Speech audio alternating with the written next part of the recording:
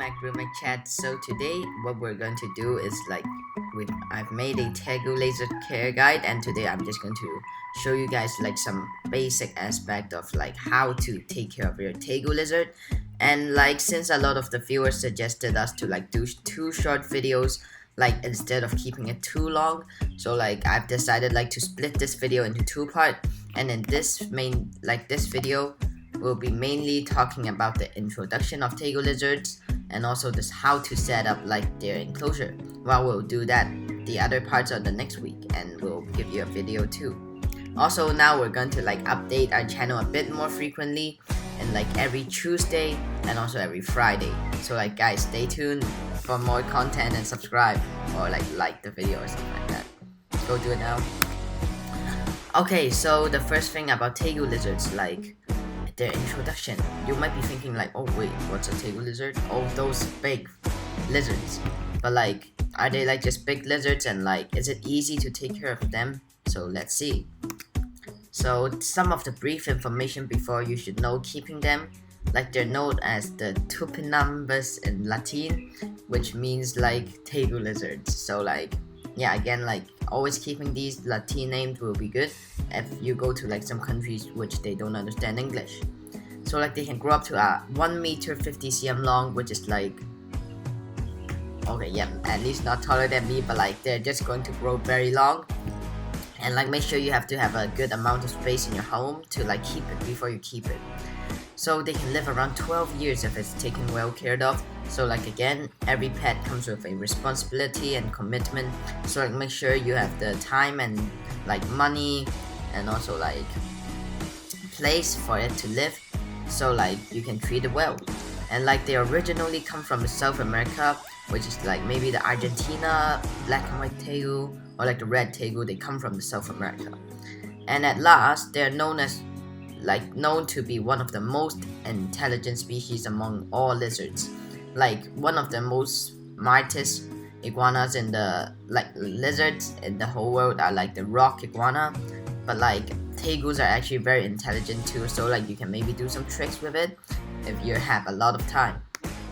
Now we're just going to see 3 types of the main Tegu lizards. The first type will be this kind of Tegu lizard, which is going to be Red Tegu.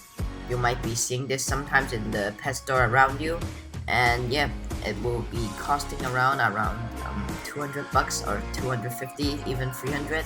So in Hong Kong, but it might be cheaper in other places, and yeah, it might be expensive too. So around the price will be 200 to 250 for one of them. And next we have the Argentina Black and White Tegu, so it's similar to the Red Tegu, but just different color. And at last, a bit special, the Cayman Tegu lizard. So it needs a bit of more water and moisture in this enclosure, and it's a lot more comparatively small compared to the other Tegu lizards. And next, temperature and humidity. Normal lizards, they just need a regular temperature, and they just need a bit more humidity than some dry lizards. They need a bit 60 to 80% humidity level in the enclosure. And how you can do it is to be aware of the temperature, spray the enclosure once or twice. Maybe I think once per day will be pretty nice, or even 2 days would be good. Use 100 watts bulb and also a suitable UVB light for 12 hours every day when you are having your Tegu in the enclosure. This is a sprayer I suggest you to use, which is pretty cool, which we might get one soon. And also a cool basking spotlight. And last, a UVB light for the Tegu lizards. So make sure to include them. Next, difficulty. How hard is it to keep a Tegu lizard? Well-being is pretty solid, like a blue-tongue skink. And yeah, just you don't have to keep it too delicate, but it's not easy to get sick. But when it gets sick, just a iguana or a blue-tongue skink. Bonding, they enjoy spending time outside, so it won't be a big problem. So that's why I give it a 3 out of 10, which is easy. And then diet, simple diet needs, but they sometimes come a bit expensive if you're a teenager or a kid like me. So you have to make sure you have the money to afford them. The diet's $10 a mouse. They once every 2 days, something like that. And then like money, they take a lot of money after you realize if you're keeping one of them. So like make sure you know about that and like acknowledging that. And last, overall is like not too hard, basically a larger blue tongue skink, but like it just takes money to keep a Tegu lizard. So what should you expect? Similar to dogs, a larger blue tongue skink. Why did I say like they're similar to dogs? They can actually like come and greet you, and because of their higher EQ and IQ compared to the other lizards, and like they also love to sleep a lot, and like yeah, simply has different personalities like we humans do. Like monthly expense, this is like a huge part, and like the main expense used on the Tegu are mainly on their diet, equipment, and other items. For food, you have to save up like 30 to 50 US dollars every month.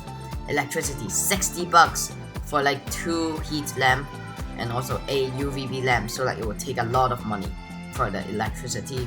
And other items, like for example your UV light gone down, you have to buy one, so like save up those money too.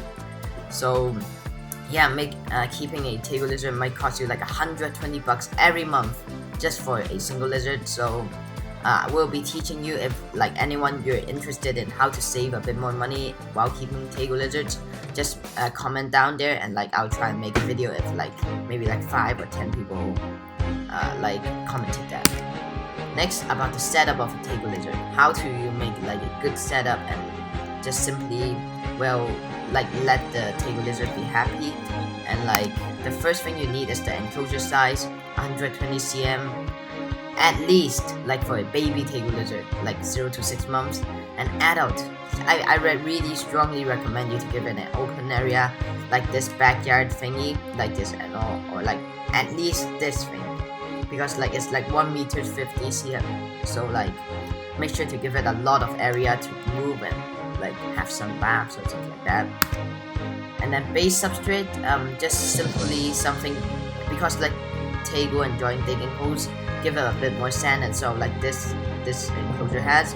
And then like the coconut fiber is for like the moisture and humidity, well, keeping it better, but like make sure to not spray too much water, and it might get a lot of like mites and stuff, which is not good.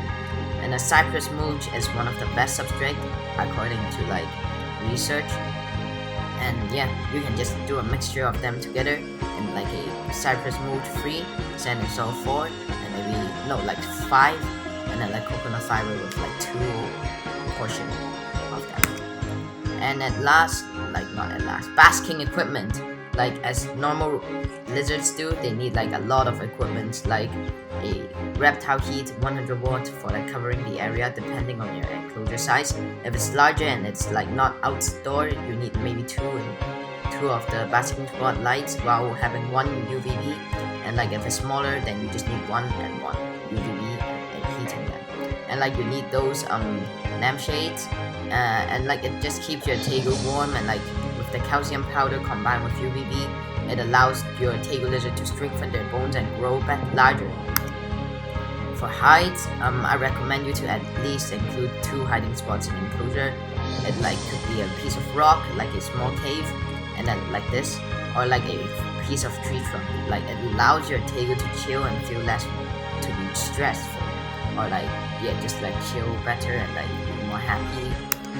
And then like at last, water food dish, I'm not going to go in deep with this, like just a good size of water bowl.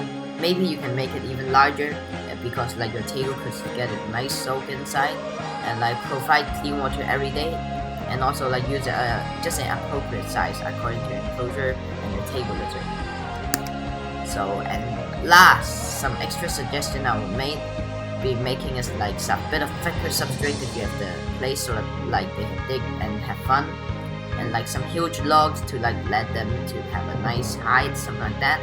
Isopods, if I recommend you doing it only in an enclosure instead of an open area, because they will run away and become an invasive species. While like enclosures help, like the isopods help like they just help decomposing maybe your Tegu lizard's feces, or like some dead plants if you are adding living plants, like making more bioactive. Thank you guys for watching today's video, and hope you have a great day, my grooming chats. Bye.